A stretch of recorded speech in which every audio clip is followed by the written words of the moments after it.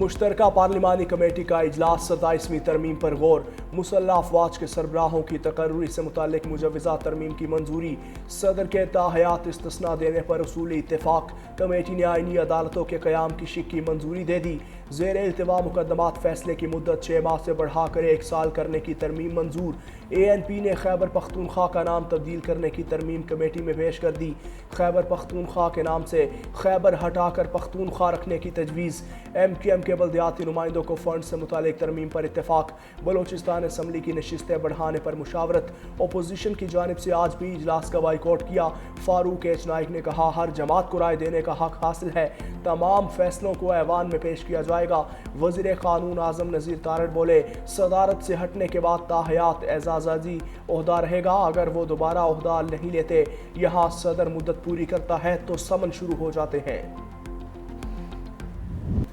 وزیر اعظم شہباز شریف کے حکم پر وزیر اعظم کو استثناء دینے کی ترمیم واپس لے لی گئی۔ ایکس پر اپنے پیغام میں شہباز شریف نے کہا کہ دورہ آذربائیجان سے واپسی پر وزیر اعظم کے استثناء سے متعلق ترمیم کا معلوم ہوا، بتایا گیا میری پارٹی کے چند سینیٹرز نے وزیر اعظم کے استثناء کی ترمیم سینٹ میں پیش کی، ان کے خلوص کا شکریہ۔ وزیر اعظم کے استثناء کی ترمیم کابینہ سے منظور شدہ مسودے میں شامل نہیں تھی۔ منتخب وزیر اعظم قانون اور عوام کی عدالت میں جواب دہ ہے۔ وزیر اعظم شہباز شریف 27ویں آئینی ترمیم کی منظوری کے لیے خود میدان میں آ گئے۔ حکومتی اور اتحادی سینیٹرز کو آج عشائیے پر بلا لیا۔ 27ویں آئینی ترمیم سے سینیٹرز کے تحفظات کو دور کیا جائے گا۔ وزیر اعظم کی جانب سے کل سینیٹرز کو سینیٹرز لاؤنج میں ناشتہ بھی دیا جائے گا۔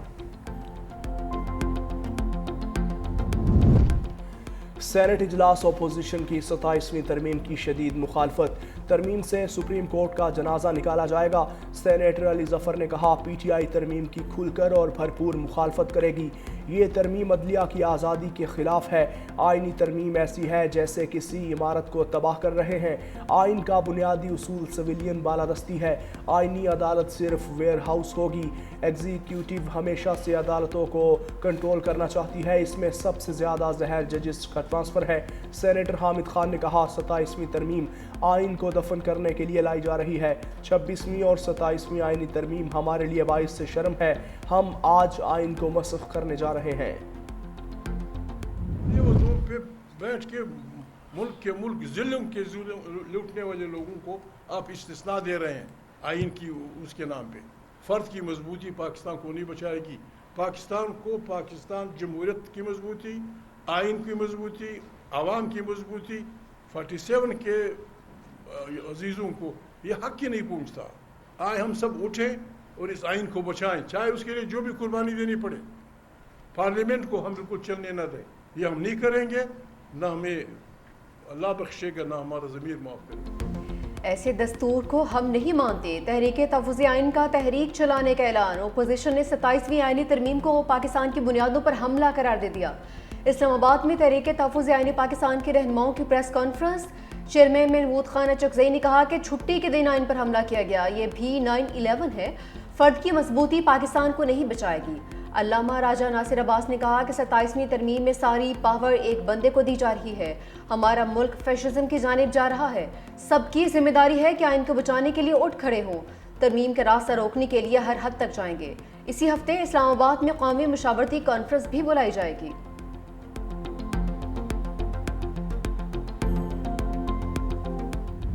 27ویں ترمیم کے تحت ریاستی اداروں میں بڑی تبدیلیاں تجویز، آرمی چیف کے لیے چیف آف ڈیفنس فورسز کا عہدہ تخلیق کرنے کی تجویز، تینوں فورسز کا سربراہ ہوگا، عہدہ اور مراد تاحیات رہے گی، صدر مملکت کو حاصل استثناء چیف آف ڈیفنس فورسز کو بھی حاصل ہوگا، آئین کے آرٹیکل 243 میں تبدیلی کا فیصلہ، chairman joint chiefs of staff committee کا عہدہ ختم کر دیا جائے گا، وزیر اعظم چیف آف ڈیفنس فورسز کی مشاورت سے نیشنل اسٹریٹجی کمانڈ کا کمانڈر مقرر کریں گے، صدر مملکت وزیر اعظم کی سفارش پر تینوں مسلح افواج کے سربراہوں کی تعیناتی کریں گے، کسی آفیسر کو فیلڈ مارشل کا عہدہ دینے کا اختیار پارلیمنٹ کو ہوگا، field marshal, martial of air force اور ایڈمرل آف فلیٹ قومی ہیرو تصور ہوں گے، مجوزہ آئینی ڈرافٹ 48 شقوں اور 25 صفحات پر مشتمل۔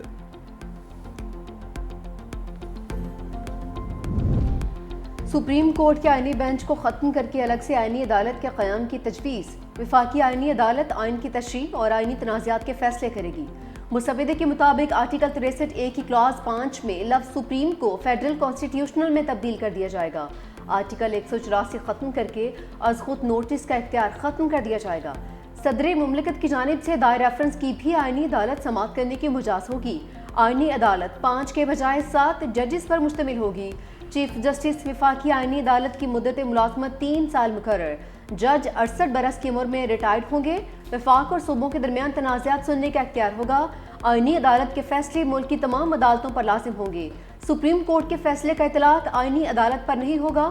سپریم کورٹ صرف اپیلوں اور عمومی مقدمات کی عدالت رہے گی۔ وفاقی آئینی عدالت اور سپریم کورٹ کے فیصلے ایک دوسرے پر لازم نہیں ہوں گے۔ پارلیمنٹ کو آئینی عدالت کے ججز کی تعداد طے کرنے کا اختیار ملے گا۔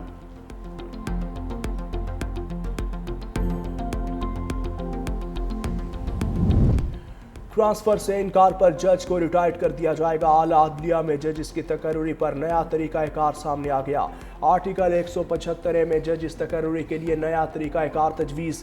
وزیر اعظم کا ججز ٹرانسفر کے معاملے میں کردار ختم کر دیا گیا۔ تبادلوں کا معاملہ جوڈیشل کمیشن کے سپرد۔ ججز تبادلے کی صورت میں آنے والے جج کی سینیورٹی بطور جج پہلی تقرری سے شمار ہوگی۔ ٹرانسفر ہونے والا جج دوسری عدالت کے چیف جسٹس سے سینئر نہیں ہوگا۔ ریٹائرمنٹ کی صورت میں مقررہ مدت تک کی پینشن اور مراد دی جائیں گی۔ وفاقی آئینی عدالت کا جج بننے سے انکار پر سپریم کورٹ اور ہائی کورٹ کا متعلقہ جج ریٹائرڈ تصور ہوگا۔ اسپیکر ملک احمد خان نے 27ویں آئینی ترمیم کی مکمل حمایت کر دی۔ کہتے ہیں پاکستان کو آئینی ترمیم سمیت 243 میں ترمیم کی جتنی آج ضرورت ہے اتنی پہلے کبھی نہیں تھی۔ میرا سپہ سالار بھارت کو شکست دے رہا ہے، رافیل طیارے گرا رہا ہے۔ چاہتے ہیں ملک امن کا گہوارہ ہو اور ترقی کرے۔ ملک کو اس وقت سیکیورٹی اصلاحات کی ضرورت ہے۔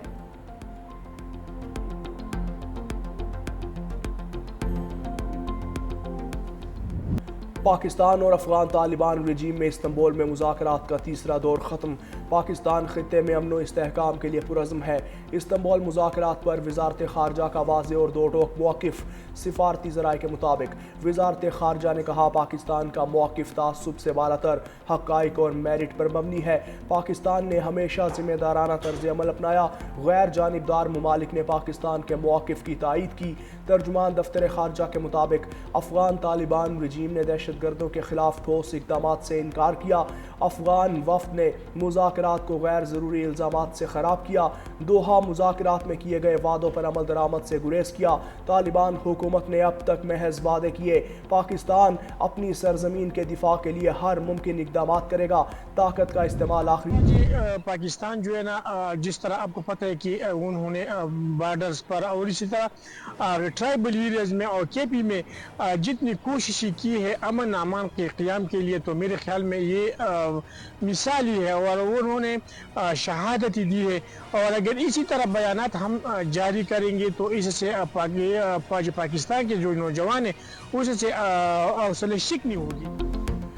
وزیر اعلیٰ خیبر پختونخوا سہیل آفریدی کے بے بنیاد اور نفرت انگیز بیان پر صوبے کے عوام کی شدید مذمت۔ کہا وزیر اعلیٰ سہیل آفریدی نے مساجد کے حوالے سے نہایت غلط بیان دیا جس کی بھرپور مذمت کرتے ہیں۔ دوسری جانب مفتی طیب قریشی نے کہا وزیر اعلیٰ کے پی کا مساجد اور فوج کے بارے میں غیر محتاط بیان انتہائی نامناسب ہے۔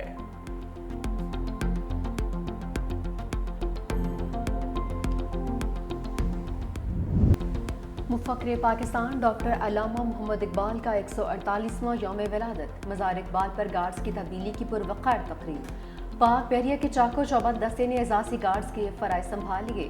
مہمان خصوصی ریئر ایڈمرل سہیل احمد ازمی کی مزار اقبال پر حاضری، پھولوں کی چادر چڑھائی۔ صدر مملکت آصف علی زرداری نے اپنے پیغام میں کہا کہ علامہ اقبال نے برصغیر کے مسلمانوں میں آزادی کا شعور پیدا کیا۔ علامہ اقبال کا ویژن آج بھی ہماری ترقی کا راستہ متعین کرتا ہے۔ وزیر اعظم شہباز شریف نے کہا کہ علامہ اقبال نے غلامی کے اندھیروں میں خودی کی شمع روشن کی۔ عالمی امن کے لیے علامہ اقبال کی تعلیمات پر عمل پیرا رہیں گے۔ وزیر اعلیٰ پنجاب مریم نواز نے شاعر مشرق کو خراج عقیدت پیش کرتے ہوئے کہا فلسفہ خودی پر عمل علامہ اقبال سے محبت کے اظہار کا بہترین ذریعہ ہے۔ اقبال کے افکار پر عمل سے ہی پاکستان فلاحی ریاست بن سکتا ہے۔ Chairman Peoples Party Bilawal Bhutto Zardari نے کہا کہ اقبال کا تصور نسل در نسل یہ یقین پیدا کرتا ہے کہ وہ خود پر ایمان رکھیں اور اجتماعی بھلائی کے لیے کام کریں۔ سینئر وزیر سندھ شجیل انعام میمن نے کہا کہ علامہ اقبال کے افکار اور شاعری نے ہر دور کے نوجوان کو اپنی شناخت خودی اور قومی شعور سے روشناس کروایا۔ راولپنڈی میں نان بھائیوں کی ہڑتال ختم، شہر بھر کے تندور کھل گئے، نان کی قیمت 30 سے بڑھا کر 35 روپے کر دی گئی، روغنی نان پراٹھے کی قیمت بھی 50 سے بڑھ کر 60 روپے ہو گئی، سادہ روٹی 14 کی بجائے 15 روپے اور خمیری روٹی 25 کی بجائے 30 روپے میں فروخت کی جا رہی ہے۔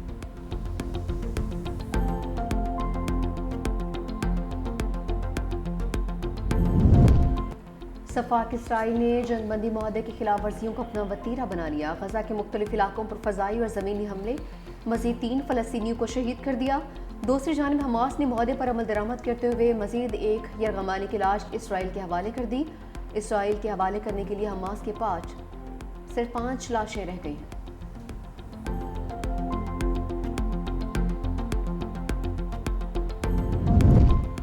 صدر ٹرمپ کا ایک بار پھر جنوبی افریقہ پر نسل کشی کا الزام، G20 اجلاس کا بائیکاٹ کرتے ہوئے نائب صدر جے ڈی وینس کو بھی واپس بلا لیا۔ صدر ٹرمپ نے اپنے social media platform truth social پر لکھا، جنوبی افریقہ میں سفید فام افراد کو مارا جا رہا ہے، ان کی زمینیں اور کھیت غیر قانونی طور پر چھینے جا رہے ہیں۔ جب تک یہ انسانی حقوق کی خلاف ورزیاں جاری رہیں گی، کوئی بھی امریکی عہدیدار اجلاس میں شریک نہیں ہوگا۔ جنوبی افریقہ نے فیصلہ افسوسناک قرار دے دیا۔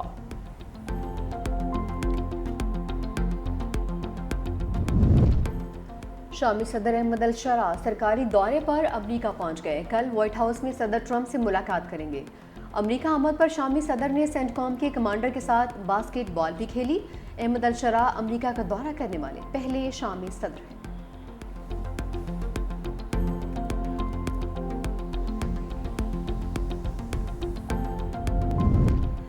ڈنمارک کا 15 سال سے کم عمر بچوں پر سوشل میڈیا کے استعمال پر پابندی کا فیصلہ۔ ڈنمارک حکومت کے مطابق والدین کو 13 سال تک کے بچوں کو کچھ پلیٹ فارمز تک رسائی دینے کی اجازت ہوگی۔ گزشتہ ماہ ڈنمارک کے وزیر اعظم نے نوجوانوں کی ذہنی صحت کے لیے سوشل میڈیا پر پابندی کا مطالبہ کیا تھا۔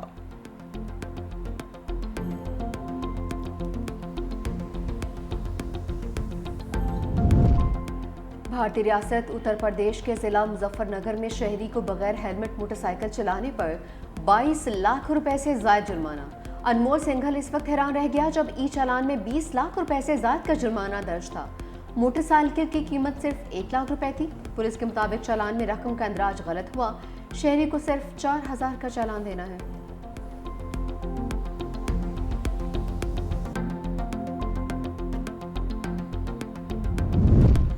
بھارتی فوج کی نااہلیوں کا ایک اور ثبوت دنیا کے سامنے آ گیا۔ راجستھان کے ضلع جیسلمیر میں بھارتی فوج کی مشق کے دوران میزائل اپنے ہدف کو چھوڑ کر قریبی گاؤں میں جا گرا۔ زوردار دھماکہ ہونے سے شہریوں میں خوف و ہراس پیدا، تاہم خوش قسمتی سے کوئی جانی نقصان نہیں ہوا۔ نااہلی پر مبنی واقعے کے بعد بھارتی فوج اور پولیس نے علاقے کو گھیرے میں لے لیا۔